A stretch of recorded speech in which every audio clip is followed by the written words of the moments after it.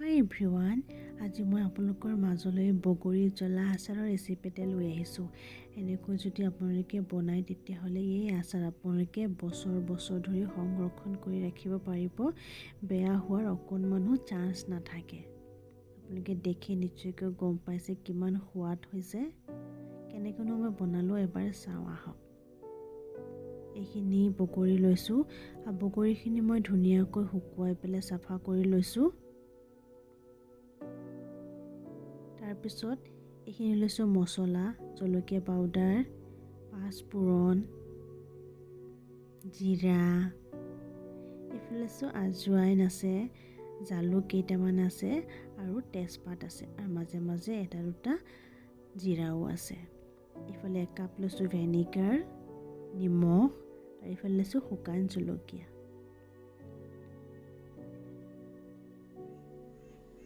এটা কেৰাহী লৈছোঁ, কেৰাহীত দিছোঁ মই পাঁচফোৰণখিনি, জিৰাখিনি দিছোঁ আৰু দিছোঁ আজৱাইন, জালুক আৰু তেজপাত অকণমান, লগতে দিছোঁ শুকান জলকীয়াখিনি। এইখিনি এতিয়া অকণমান ভাজি ল'ম। ভজা হৈ গ'ল।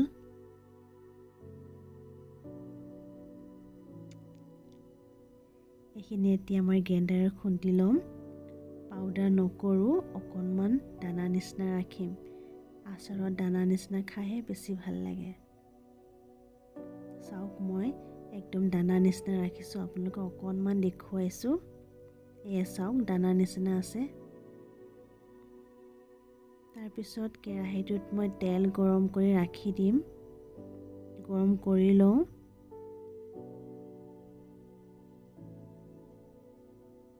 অকণমান টেষ্ট কৰিছোঁ, তেলটো গৰম হ'ল। এতিয়া ইয়াত কেইটামান মই পাঁচফোৰণ দিম। এনেকৈ যদি আচাৰত যদি পাঁচফোৰণ কেইটামান দিয়ে তেলতে, তেতিয়া গোন্ধটো খুব ধুনীয়া হয়, একেবাৰে বজাৰৰ নিচিনা হয়। বজাৰৰ পৰা আচাৰ যেনেকৈ কিনিলে গোন্ধ এটা আহে, ঠিক তেনেদৰে হ'ব। এতিয়া এই তেলখিনি ঠাণ্ডা হ'বৰ কাৰণে অপেক্ষা কৰিম। ঠাণ্ডা হৈ গ'ল। এতিয়া এইখিনি মই চাকনি এখন দি চেকি ল'ম। পাঁচফোৰণখিনি তেলৰ পৰা উলিয়াই পেলাই দিম। এনেকৈ গোটাকৈ যদি আপোনালোকে পাঁচফোৰণ দিয়ে আচাৰত, তেতিয়াহে খাই ভাল নালাগে। গুড়ি কৰি দিলেহে খাই ভাল লাগে। ফ্লেভাৰটোৰ কাৰণেহে দিছোঁ মই।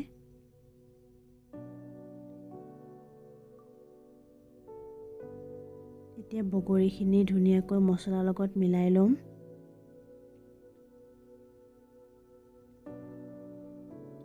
মছলা যিহেতু অকণমান মই বেছিকৈ দিছোঁ, আচাৰত মছলা অকণমান বেছি হয়, খাই বেছি ভাল লাগে। মছলাখিনি দিলোঁ।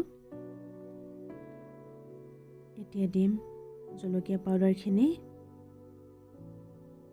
ৰংটোৰ কাৰণে দিছোঁ আৰু জ্বলা হ'বৰ কাৰণে। আচাৰত জ্বলা খাই অকণমান ভাল লাগে। নিমখখিনি দিছোঁ।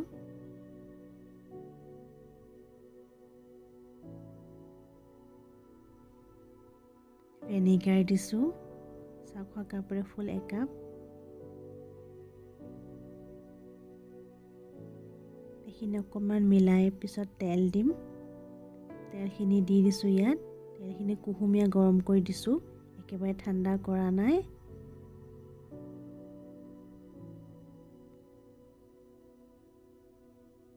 এই আচাৰটো যে আপোনালোকে বনাই লগে লগে খাব পাৰিব।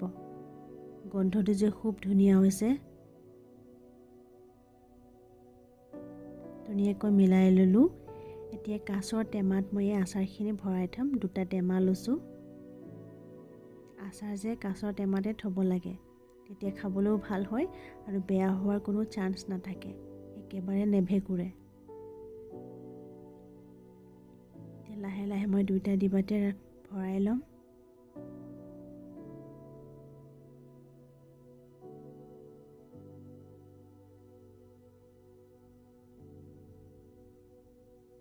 আপোনালোকে এবাৰ এনেকৈ বনাই খাই চাবচোন, বিৰাটেই ধুনীয়া হয়। বনাবলৈ যে একেবাৰে সহজ। আপোনালোকে দেখি গম পাইছে কালাৰটো কিমান ধুনীয়া হৈছে আৰু গোন্ধটো যে খুব ধুনীয়া হৈছে। এনেকৈ আচাৰ বনালে আপোনালোকে তেল অকণমান বেছিকৈ দিব, তেতিয়াহ'লে খাবলৈ ভাল হয়, বেয়াও নহয় পটককৈ। ৰ'দত দিবই নালাগে। ৰ'দত নিদিয়াকৈ আপোনালোকে এনেকৈ ৰাখিব পাৰিব। মই ধুনীয়াকৈ মুখা লগাই ৰাখি দিম। আপোনালোকে যদি ভাবে যে অকণমান ৰ'দত দিওঁ, ৰ'দতো দিব পাৰিব। এই আচাৰ যে বনালে আপোনালোকে লগে লগে খাব পাৰিব।